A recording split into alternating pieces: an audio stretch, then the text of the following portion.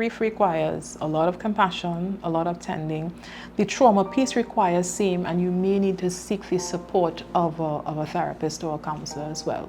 What a therapist and a counselor would do would be to support you in kind of moving through the grief process. She said while individuals have different ways of grieving, what's important is providing support during that process. I think it's very important for those of us who are with people who experience these things to give a lot of compassion and a lot of tending. Sit with people, be with people. Now, I think people think that compassion is just highly simplistic, but I want to say that when you offer compassion to somebody else, there are parts of the brain that receive very nice chemicals, right? We call it GABA, that actually soothes them.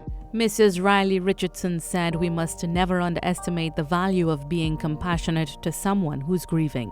When you are experiencing grief, you do not need to be judged by another person, and you don't need to judge yourself.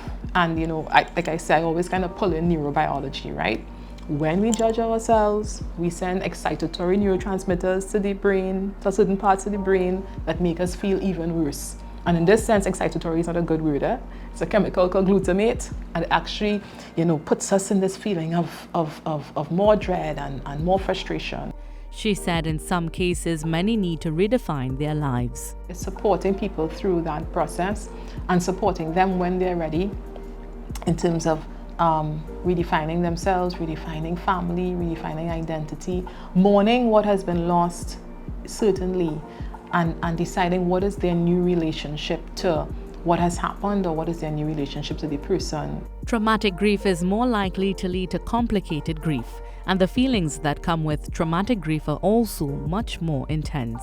We continue this series on grief next Wednesday. I'm Mahalia Joseph-Wharton, keeping tabs on your inner circle.